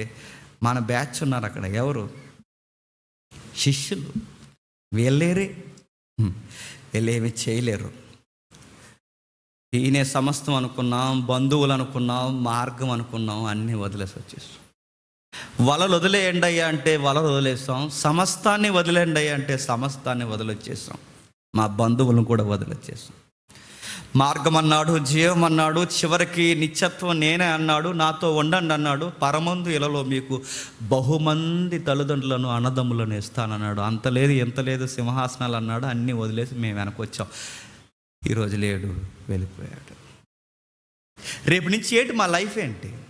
రేపటి నుంచి మేము ఎలా బతకగాను, రేపు అన్నది మా జీవితం ఎలా గడుస్తుంది, ఏం చేయగలం? ఇప్పటివరకు ఈ శిష్యులు అని చెప్పుకున్నాం, ఎక్కడ పడితే ఈయన్ని ధైర్యంగా ఈయన చూసుకుని చాలా గట్టిగా కొన్ని ప్రసంగాలు చెప్పేశారు. అప్పటికే ఏకంగా పేతురు గారు పోలీస్ ఆయన సేవ నరికేసాడు. ఈయన చూసుకుని, ఎవరిని చూసుకుని? ప్రభువుని చూసుకుని. ఇప్పుడు ఇన్ని గొడవలు ఉన్నాయి, రేపు ఈదుల్లో తిరగనిస్తారా, టౌన్లో వండేస్తారా, ఎన్నో ప్రశ్నలు ఉన్నాయి, ఎన్నో ఆందోళనలు ఉంది, కలవరం ఉంది, ఎంతో సమస్య ఉంది. ఈ కలవరం అలా గురవుతున్నప్పుడు శిష్యులు గదిలో దాక్కున్నారు. ఏం చేయగలరు? ఏం చేయలేరు. బిక్కుని దాక్కున్నారు. తెలిసి తెలియని ప్రార్థనలు చేస్తున్నారు. పరిశుద్ధాత్ముడు కొరకు కనిపెట్టాలన్నా ఆ యొక్క మాట వెంకాలకు భరోసా రాలేదు. ఆ మాట అప్పటికి చెప్పినా వాళ్ళకి అంత ఇంకా ధైర్యం రావట్లేదు. ఆ లోపల దాక్కున్నారు. ఏం చేయగలరు? ఏమీ చేయలేరండి. శిష్యులు ఎప్పుడు గుర్తుపెట్టుకోండి, అంత డబ్బున్న వాళ్ళు ఎవరు యేసుప్రభు దగ్గర శిష్యులుగా లేరు. సామాన్యులు, కూలీనాలు చేసుకునే కుటుంబాల నుంచి వచ్చిన వాళ్ళు. ఒకవేళ కాస్త ఏదైనా చిన్న బిజినెస్లు ఎవరికైనా ఉన్నాయంటే, ఈ ప్రకటన గ్రంథం రాశాడు యోహాన్ గారు, ఆ యోహాన్ గారికి ఇందులో మళ్ళీ కలిసి వ్యాపారం అంటే దీన్ని ఏదో అంటారు, దీన్ని ఏదంటారు, ఇద్దరు కలిసి చేసే బిజినెస్ని ఏమంటారు తెలుగులో? మీరు 1989 తర్వాత తెలుగు ఇంగ్లీష్ రాణలో పుట్టారట, మనమే ఏదో ఉంటుందండి ఆ పదం. వీళ్ళిద్దరు కలిసి ఈ ద్వంద్వ వ్యాపారం అంటే వీళ్ళు కలిసి వ్యాపారం చేస్తున్నారు. ఎవరంటే అసలు ఈ ప్రకటన గ్రంథం రాసిన యోహాను గారు, వాళ్ళ దగ్గర ఈ కలిసి వ్యాపారం చేస్తున్న, ఈ పార్ట్నర్షిప్ బిజినెస్ చేస్తున్నది పేతురు గారు. అందుకే పేతురు గారు యోహాను గారిని ప్రభు పిలిచినప్పుడు ఇద్దరు దగ్గరగా ఉంటారు. అంతే, వీళ్ళకి బోట్స్ ఉండేవి ఆ రోజుల్లో, కూలీలు ఉండేవారు. అందుకే ఆ పిలిచినప్పుడు యోహాను ఏం చేశాడంటే, పనివారికి తమ వలలను తమ బోటులను అప్పగించి వచ్చారంటే వీళ్ళ దగ్గర కూలి పని చేసే మనుషులు కూడా ఉన్నారన్నమాట. కాస్త డబ్బులు ఉన్న వాళ్ళు, ఇంకెవరికి అంత డబ్బులు లేవండి. వీళ్ళ గవర్నమెంట్ దగ్గర కూడా అంత అధికారాలు లేవు. వీళ్ళు ఏం చేయగలరు? యేసుప్రభుని చంపేస్తే ఏం చేయగలరు? బిక్కుమని చూశారు, పారిపోయారు, చెట్టుకొకరికి పుట్టుకొకరికి పరారైపోయారు. ఏం చేయగలరండి? పేతురైన మాత్రం ఏదో ఈయన ఉంటాడులే చేద్దాం అనుకునేసరికి పేతురు నోర్మి అన్నాడు. నేను చనిపోవడానికే నేను వచ్చాను. పేతురు నోర్మి, ఇది కదా విప్లవం అన్నప్పుడు. ఈయన చనిపోతే ఇంకా ధైర్యం ఏముంటుంది? పేతురు కూడా భయపడిపోయాడు. అమ్మాయి వచ్చి అడుగుతుంది, నువ్వు ఆయనతో ఉన్నవాడివేగా అన్నది అమ్మాయి. పేతురు అన్నాడు, నో ఆయన ఎవరో నాకు తెలియదు. అందరూ భయపడిపోయారు. లోపల తలుపులు వేసుకుని దాక్కున్నారు, ఇసుకుపోయారు, ఎక్కడికి వెళ్ళలేరు. కనీసం చివరి చూపుగా చూద్దామంటే ఎక్కడికి వెళ్ళి చూస్తారు? గవర్నమెంట్ ఇన్వాల్వ్ అయ్యి ఉంది, పోలీసులు ఎస్కాట్ ఉంది అక్కడ. ఆ రాయిని బయటకు తీసి చూసొద్దాం అనుకున్నా ఆ రాయిని తీయకూడదు, ఎందుకంటే సీలేసేసారు. ఆ రాయిని తీయడం అనేది దేశద్రోహం, కేసుని కదపడం అవుతుంది. ఏం చేయలేం. అందుకే ఏమీ చేయలేక భయపడిపోయి ఇంకా అయిపోయింది. బంధువులు అనుకున్నాం, స్నేహితులు అనుకున్నాం, సమస్తం ఈయన అనుకున్నాం, బిజినెస్లో వదిలేసాం, లాస్ అయిపోయాం. ఈ సేవను నమ్ముకునే పూర్తిగా ఒంటరిగా జీవితంలో నిలబడిపోయి అయిపోయింది, లైఫ్ అయిపోయింది. ఇంకా ఏడుస్తున్నారు లోపలికి పోయి. ఎందుకంటే ఆయనతో గడిపిన ఎన్నో కొన్ని జ్ఞాపకాలు ఉంటాయి కదండి. ఆయనతో గడిపిన ఎంతో కొంత, ఆయనతో కలిసి భోజనం చేసినవి, ఆయనతో తిరిగినవి, పేతురుని హక్ చేసుకున్నవి, యోహాను హక్ చేసుకున్న ఈ దృశ్యాలన్నీ గుర్తొస్తాయి. కల్లారా చంపేశారు, ఏం చేయలేకపోయి బాధపడుతున్నారు లోపలికి వెళ్ళి. కానీ స్త్రీలు ఎందుకో మరి ఏమో ధైర్యం ఉందో, మరి దేవుడు నడిపింపో, పరిశుద్ధాత్ముడి కార్యము ఏంటో తెలియదు, గడపలు దాటి వాళ్ళు బయటకు వచ్చారు. బయటకు వచ్చిన వెంటనే దొర్లింపబడిన రాయి వాళ్ళకి కనిపించిందంట. ఆ మాట చదువుతుంటే ఏమనిపిస్తుంది చెప్పిన, జీవితంలో ఎంత పెద్ద రాయి అయినా దొర్లింపబడతాది, గుర్తుపెట్టుకోండి. వాళ్ళు అనుకున్నారట, ఇంత పెద్ద రాయి మన కొరకు ఎవరు దొర్లిస్తారు? ఎవరు దొర్లించలేరు. దొర్లించేవాడు ఒకడు ఉన్నాడు, గుర్తుపెట్టు. అది ఈ రాయి అయినా, నీ జీవితంలో ఉన్న ఏ రాయి అయినా, ఎంత పెద్ద రాయి అయినా, ప్రభువుకి అసాధ్యమైనది ఈ రాయి తొలగదనేది ఏది లేదు. ఏ రాయి అయినా తీసి పడేస్తాడు, గుర్తుపెట్టుకో. దానికి సమాధి రాయే గుర్తు. మనతో పురుషులు లేరు, మనకు ఆ రాయి ఎవరు తీస్తారు? ఎవరు తీయలేరు. గవర్నమెంటే సీల్ వేసింది, మరలా ఆ సీల్ని మళ్ళీ రద్దు చేయాలి అంటే మరలా స్పెషల్ జీవో ఒకటి చేయాలి. ఆ గవర్నమెంట్ మళ్ళీ స్పెషల్ జీవో చేయగలదా? జీవో కూడా గవర్నమెంట్ అప్పటికప్పటికి చేయలేదు. మనుషులు తీయలేని రాయి, తొలగని రాయి, ఎప్పటికీ తొలగదు. ఇక అయిపోయింది. అన్ని ఓప్స్, అంత నిరీక్షణ అంతా ఆగిపోయింది. ఏది ధైర్యం అనుకున్నామో, ఏది ఆశ అనుకున్నామో, ఏది నిరీక్షణ అనుకున్నామో, ఇక ఆ ఆశను అంతటినీ కప్పేసింది. ఆ రాయిని చూస్తేనే సగం ధైర్యం పోతుంది. మన జీవితాల్లో కూడా చాలా బండరాయిలు ఉన్నాయి. మన జీవితంలో కూడా కొన్ని జీవితాలు ఇక లెగిస్తానే దెబ్బకి అనిపిస్తుంది మనకి. లెగ్గాలు గుర్తుపెట్టుకో, నువ్వు లెగిస్తావు. నువ్వు ధైర్యంగా ఖచ్చితంగా లేగగలవు, అది గుర్తుపెట్టుకో. అది ఏ రాయి అయినా, వేయబడిన ఏ రాయి అయినా తీయబడుతుంది, వేయబడిన ఏ రాయి అయినా తొలగింపబడుతుంది. ఇవ్వబడిన అడ్డు రాయి ఏదారైనా అని గుర్తుపెట్టుకో. ఆయన సెలవు లేకుండా ఏ రాయి మన జీవితంలోనికి రాదు, గుర్తుపెట్టుకో. తీసేశాడు. దొర్లింపబడిన రాయిని చూసిన వెంటనే వాళ్ళకి ధైర్యం వచ్చింది. ఎవరు ఈ రాయిని దొర్లించింది? 2 దేవదూతలు వచ్చారు. ఎవరు వచ్చారండి? 2 దేవదూతలు నిలబడ్డారు, కూర్చున్నారు, రాయిని తొలగించేశారు. రాయిని తొలగించి రాయి మీద కూర్చున్నారు. ఏం వెతుకుతున్నారు మీరు? నజరుడైన యేసుని మేము వెతుకుతున్నామంటే ఎక్కడెందుకు ఎదుగుతున్నారు? ఆయన మీతో సజీవంగా గడిపినప్పుడు ఆయన మీకు ఏం చెప్పాడో మీకు గుర్తులేదా? జ్ఞాపకం చేసుకోండి. ఆయన మీకు ఏం చెప్పాడో జ్ఞాపకం చేసుకోండి. 7వ వచనంలో ఆయన మీకు ఏం చెప్పాడో జ్ఞాపకం చేసుకోండి. మనుష్య కుమారుడు పాపిష్టులైన మనుషుల చేతికి అప్పగింపబడి సిలువ వేయబడి 3వ దినమునందు లేవవలసి ఉన్నది. ఆయన మీతో చెప్పిన మాట జ్ఞాపకం చేసుకోండి, జ్ఞాపకం చేసుకోండి, జ్ఞాపకం చేసుకోండి. ప్రతి ఆదివారం సంఘము కూడుకొని ఏమి జ్ఞాపకం చేసుకోవాలి చెప్పండి? ఆయన 3వ దినాన లేస్తాడన్నాడు, లేచాడు. ఆయన లేచాడు కనుక ప్రతి ఆదివారం ఈ 3వ రోజు గుర్తుగా మనం ఏం చేస్తున్నాం చెప్పండి? సహవాసముగా కూడుకుంటున్నాం. ఇది మన జ్ఞాపకం. చాలామంది రొట్టె ద్రాక్షరస కార్యక్రమం జరుగుతున్నప్పుడు భయం లేకుండా లెగిసి వెళ్ళిపోతున్నారు. అందుకే చెప్తున్నాను, ఇది మన జ్ఞాపకం.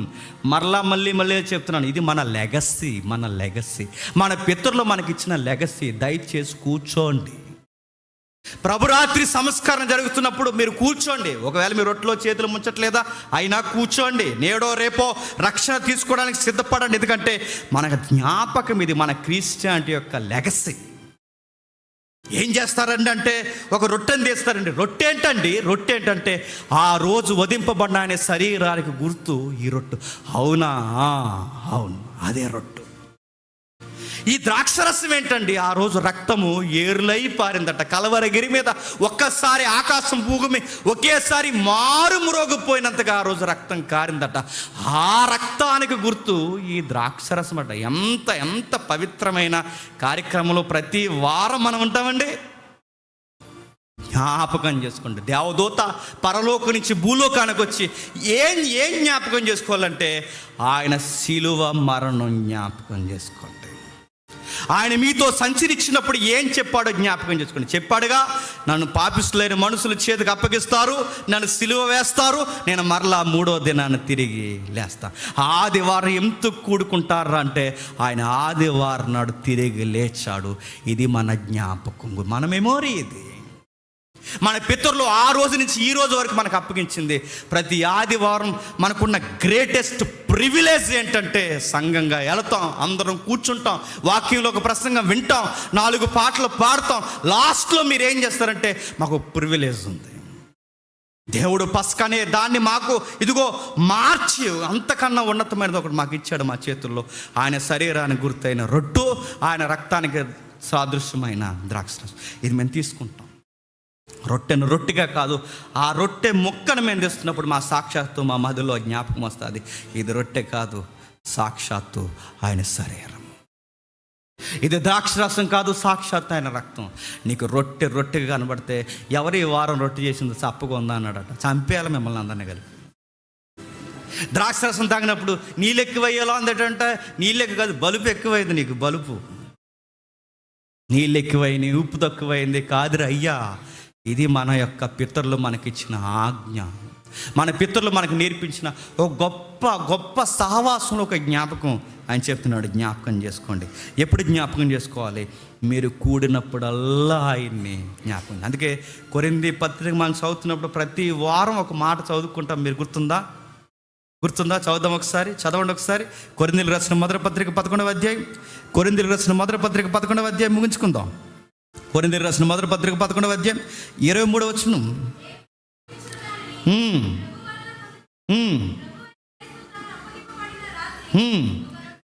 ఒక రొట్టెను ఎత్తుకుని కృతజ్ఞతాస్తుతులు చెల్లించి దానిని విరిచి, ఇది మీ కొరకైన నా శరీరము, నన్ను జ్ఞాపకము చేసుకొనుటకై అన్నాడు. ఏంటంటే ఇది నన్ను జ్ఞాపకం చేసుకున్నటకంటే దేవదూతలు వచ్చి ఏం చెప్పారండి? మా జీవితంలో రాళ్ళు ఉన్నాయి, మా జీవానికి అడ్డురాయి ఉంది, ఈ రాయి ఎవరు చూస్తారు? ఈ రాళ్ళు సంగతి మీకు అనవసరం. రాళ్ళు తీసే పని ఆయనది, జ్ఞాపకం చేసుకునే పని మీది. గుర్తుపెట్టుకోండి, రాళ్ళు తీసే పని అయింది. నా జీవితంలో చాలా రాళ్ళు ఉన్నాయి, రాళ్ళు ఆయన తీస్తాడు. అది వేయబడిన సమాధి రాయి అయినా, జీవితానికి ఉన్న అడ్డు రాయి అయినా, మైలు రాయి అయినా, నిందల పాలైన రాయి అయినా, అప్పుల రాయి అయినా, రోగము ఏ రాయి అయినా, నేను మోయలేని ఎంత బరువైనా నా ఈపు మీద పడిన ఏ రాయి అయినా, రాయి తీసే పని ఆయనది, జ్ఞాపకం చేసుకునే పని నాది. దేవదూతలు అదే చెప్పారు. ఎవరు మా కొరకు ఈ రాయి తొలగించారంటే, రాయి కొరకు ఆలోచించకండి, ఈ కార్యాల కొరకు ఆలోచించకండి, మీకు మళ్ళీ చెప్తున్నాను, ఆయన చెప్పినది జ్ఞాపకం చేసుకోండి. ముఖం చేస్తున్నాను నేను. ఏం చేయాలి, ఏం జ్ఞాపకం చేసుకోవాలి? ఆయన చెప్పాడుగా, ఈ వార్తని కన్న వాటిని ఎన్న వాటిని వెళ్ళండి, మీ సహోదరులైన వారికి ఈ విషయాన్ని చెప్పండి. పరుగుని వెళ్ళారు. మళ్ళీ నేను చెప్తున్నాను, మన లెగసీ ఏంటి చెప్తున్నా? ప్రతి వారం వస్తాం, వాక్యాన్ని వింటాం, ప్రభువునే సెంటర్ చేసుకుంటాం, ప్రసంగంలో ఆయన గుచ్చే జ్ఞాపకం చేసుకుంటాం. ఆయన జనన మరణ పునరుద్ధానం గురించి ప్రసంగం అంతా నేర్చుకుని, ఆయన పునరుద్ధాన కార్యక్రమంలో జరిగిన ఆ శరీరాన్ని, శిలువ యాగానికి గుర్తైన ఆ శరీరాన్ని, రక్తాన్ని మనం స్వీకరిస్తాం. నెక్స్ట్ మీరు ఏం చేస్తారంటే, ఇక్కడ దేవదూత ఏం చేయమందో అదే చేస్తాం. ఏం చేస్తాం? వెళ్ళి మీ సహోదరులకు ఈ శిలువను గూర్చిన వార్త తెలుపుడి. లేదండి మేము సోమవారం నాడు ఉద్యోగానికి పోతామన్నాడు, ఉద్యోగానికి పో. ఆ ఉద్యోగంతో పాటు ఈ సిలువను గూర్చిన వార్త ఎరుగని వారికి చెప్పు. నేను సంసారంలో ఉంటామండి, యూట్యూబ్లో చూసి కూరలు వండుకుంటాను అనుకో. ఎదురింటి ఎల్లమ్మ, పక్కింటి పుల్లమ్మతో మాట్లాడుతున్నప్పుడు కాస్తంత సువార్త మాట్లాడు. పెద్దమ్మా నీకు విషయం చెప్పాలి, కాస్త వయసు అయిపోయింది, నేడో రేపో కన్ను మూస్తావు, నువ్వు వెళ్ళిపోతావు, నేను వెళ్ళిపోతాం, దేవుడి గురించి 4 విషయాలు నీకేమని తెలుసా? సరదాగా కొన్ని విషయాలు చెప్తాను. ఒకసారి మరణం తర్వాత ఏం జరుగుతుందో తెలుసా పెద్దమ్మా అని చెప్పు. ఆసక్తిగా వింటాను. ఏం చెప్పమ్మా, ఏం మాట్లాడుకోను. మళ్ళీ చెప్తున్నాను, మన బాధ్యత. వేయబడిన రాయి ఏదైనా ఒకరోజు తీయబడుతుంది. రాళ్ళు సంగతి ఆయన చూసుకుంటాడు. ఆయన జ్ఞాపకం చేసుకుందాం. మన బిజినెస్, మన ఉద్యోగాలు, మన స్టడీస్, ఇవేమన్నా ఎన్నైతే ఉండేయండి, అవన్నీ అలా ఉండేయండి. అవి చేస్తూనే మన బాధ్యత. నమ్మని వారికి వెళ్ళి వీటిని ప్రకటించండి. పరుగున వచ్చారు స్త్రీలు. ఆ రోజుల్లో స్త్రీలు అంటే లెక్కల్లో లేని వాళ్ళు, వాళ్ళ సాక్ష్యమే లెక్కల్లోకి తీసుకోరు. అసలు వాళ్ళ సమాజ మందిరాల్లోకి కూడా రాకూడదు. వాళ్ళకంత గౌరవం లేదు ఆ రోజుల్లో. అలాంటి లెక్కల్లో లేని వాళ్ళని ప్రభు ఎన్నుకొని వాళ్ళని వెళ్ళి సువార్త చెప్పమంటే, వీళ్ళు వెళ్ళి చెబుతుంటే వాళ్ళు నమ్మలేదట. వారి దృష్టికి 11వ వచనంలో, అయితే వారి మాటలు వీరి దృష్టికి ఎర్రి మాటలుగా ఉన్నాయట. నేను ముగించేస్తున్నాను. ఈ సమాజానికి మనం చెప్పే మాటలు ఎలా ఉంటాయి చెప్పండి? నమ్మని వారికి ఎర్రే మాటలుగా ఉంటాయి. వాళ్ళకి ఎలా ఉంటాయి తెలుసా? వాళ్ళకంటే దేవుడు రావడం ఏంటి, ఈ సులువు మీద చనిపోవడం ఏంటి, 3వ రోజు లేవడం ఏంటి, దాన్ని వీళ్ళందరూ నమ్మడం ఏంటి, దానికి ప్రతిగా వీళ్ళు రొట్టె ద్రాక్షరసం తీసుకోవడం ఏంటి, మళ్ళీ ఆదివారం వరకు వీళ్ళు మళ్ళీ ఆ సువార్త చెప్పడం ఏంటి, మళ్ళీ వీళ్ళు కూడుకోవడం ఏంటి, ఏట్రా ఇదంతా అనిపిస్తుంది వాళ్ళకి. ఎవరికి? బయటోళ్ళకి ఎర్రగా ఉంటుంది. బయటోళ్ళకి వాళ్ళు నమ్మని వాడికి ఎలా ఉంటుంది? ఎర్రిగా ఉంటుంది. 3వ రోజు లేకడం ఏంటంట, వీళ్ళు దేవుడట చనిపోయాడట, 3వ రోజు లేచాడ, వెర్రిగా ఉంటుంది వాళ్ళకి. నమ్మని వానికి వెర్రి మాటలు, నమ్మిన మనకి దేవుని శక్తి, జ్ఞానం. గుర్తుపెట్టుకో. పునరుద్ధానం అనేది ప్రతి ఆదివారం ఏం చూపిస్తుంది అంటే దేవుని శక్తిని చూపిస్తుంది, దేవుని ప్రేమను చూపిస్తుంది. బయటోళ్ళకి సువార్త ఎటకారంగా ఉంటుంది. నేను మళ్ళీ చెప్తున్నాను, ఎటకారం చేసేవాళ్ళు, ప్రభువుని తక్కువ చేసేవాళ్ళు ప్రతి తరంలో ఉంటారండి. ఉండరు అనుకోకండి, గురుకులు ప్రతి తరంలో ఉంటాయి. వ్యతిరేకించి ఒక మోకు ఉంటుంది. సాతాను సంబంధులు ఎప్పుడు ప్రతి జనరేషన్లో ఉంటారు. నువ్వు వాళ్ళ మీద ఫోకస్ పెట్టుకు, నువ్వు చెప్పాల్సింది చెప్పు అంతే. సిలువను గూర్చి చెప్పు, వార్తను గూర్చి చెప్పు, జ్ఞాపకం చేసుకుని చెప్పు. నా జీవితంలో అప్పులు పాలైపోయిన ఏమైపోతుంటే అప్పులు గొడవ దేవుడు చూస్తాడు. ముందు ఆయన జ్ఞాపకం చేసుకుని కాస్తో ఎంతో కొంత సువార్త చెప్పు. నీ అప్పులు గొడవ ఆయన చూసుకుంటాడు. నా అనారోగ్య సమస్య, నేను లెగిస్తానో లేగనో, రాత్రే 3 అయిపోయినాయి, ఇప్పుడు 4ది అంటున్నారు. మాసన్స్ బాగా నీరసం వచ్చేసింది, చచ్చిపోతానేమో ఇంకా 5ది అయితే. అంత భయపడదు, లెగిస్తావు. ఎలాంటి అనారోగ్యపు రాయి అయినా ఆయన తీసేస్తాడు, గుర్తుపెట్టుకో. ఎలాంటి అప్పుల బాధలైనా లేవనెత్తాడు, గుర్తుపెట్టుకో. ఎలాంటి నిందలైనా పూదండగా మార్చేస్తాడు, గుర్తుపెట్టుకో. నీ జీవితంలో ఎంత చీకు చింతున్న ఒకరోజు నీ ముఖంలో నవ్వులు నింపుతాడు, గుర్తుపెట్టుకో. వెయిట్ చేయి. ప్రభా, నేను మొయ్యలేకపోతున్నాను, ఈ రాళ్ళ సంగతి ఏంటి ప్రభా, నాకు బతకాలనిపించలేదు, ఈ బరువు వద్దని అనుకో. ప్రభా, రాళ్ళ సంగతి నీకు వదిలేస్తున్నాను, నువ్వు చెప్పిన సువార్త నేను జ్ఞాపకం చేసుకుంటాను. ఓ క్రైస్తవుడు దేనిని బట్టి ధైర్యంగా బతకాలి తెలుసా? ఆయన తిరిగి లేచాడు, అదే మన ధైర్యం అంతే. ఆయన తిరిగి లేచిన తర్వాత దేవదూతలు చెప్పారు, దేవదూతలే రాయి తీసేసేయట. ఒక మాట చెప్పి నేను ముగించేస్తాను. లాజర్ దగ్గర ప్రభు బతుకున్నప్పుడు, ప్రభు సజీవంగా ఉన్నప్పుడు ఏమంటాడంటే, ఇలా రండి, ఆ రాయి తొలగించండి.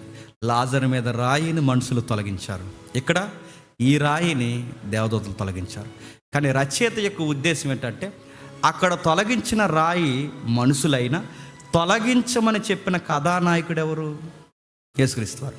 ఇక్కడ తొలగించిన రాయి దేవదూతలైనా, దీని వెనక దర్శకుడు ఎవరు చెప్పండి? యేసుక్రీస్తు వారు. మన కళ్ళ ముందు మనం అనుకుంటాం, దేవుడు డైరెక్ట్గా ఆకాశం నుంచి చెయ్యి ఇలా పెట్టి నీ రాయి ఎలాగేం తీయడు, ఆబ్జెక్ట్ ఎవరొకరు ఉంటారు, దాని ద్వారా ఆయన పక్కకి చెప్పండి. లాజర్ దగ్గర మనుషులు ఉన్నారు, ఇక్కడ సమాధి దగ్గర దేవదూతలు ఉన్నారు. నీ జీవితంలో ఏదో ఒకటి ఉంటుంది, ఆ ఒక్క హోప్ని బట్టి దేవుడు ఆ రాళ్ళన్నీ చెప్పండి పక్కకి తీసేస్తాడు. కానీ కథ అంతా నడిపించేది ఎవరు చెప్పండి? దేవుడు. అందుకే మీరు బలంగా నమ్మండి, సిలువను కూర్చుని వార్తను బలముగా చూడండి, పునరుద్ధానాన్ని బలముగా చూడండి, ఆయన వార్తను బలముగా నమ్మండి, ఆయన చెప్పిన జ్ఞాపకం చేసుకోండి. దేవా, మేము ప్రతి వారం జ్ఞాపకం చేసుకుంటున్నాం, మా కొరకు శరీరాన్ని నిలిచావు, మా కొరకు రక్తాన్ని కార్చావు, మా కొరకు తిరిగి లేచావు. మరొకటి మేము జ్ఞాపకం చేసుకుంటున్నాం, ఎలాగెళ్ళావో మళ్ళీ అలాగే వస్తానని మాటిచ్చి వెళ్ళావు. ఈరోజు వస్తావో, రేపు వస్తావో, ఎప్పుడు వస్తావో తెలియదు, మొత్తం మీద నువ్వు ఏదో ఒక రోజు వస్తావు. అప్పటికి నేను సజీవంగా ఉంటే ఇదే కళ్ళుతో నేను ఎదుర్కొంటాను. ఒకవేళ నేను సమాధిలో ఉంటే మళ్ళీ సజీవంగా లేచి నేను ఎదుర్కొంటాను. ఎప్పుడు వస్తావో నాకు తెలియదు, నీ కొరకు నేను ఎదురు చూస్తూ ఈ గొంతులో ఊపిరున్నంత కాలం నీ గురించి చెబుతూ జ్ఞాపకం చేసుకుంటూ ఒకరోజు జీవితాన్ని అలా ముగించేస్తాను ప్రభా.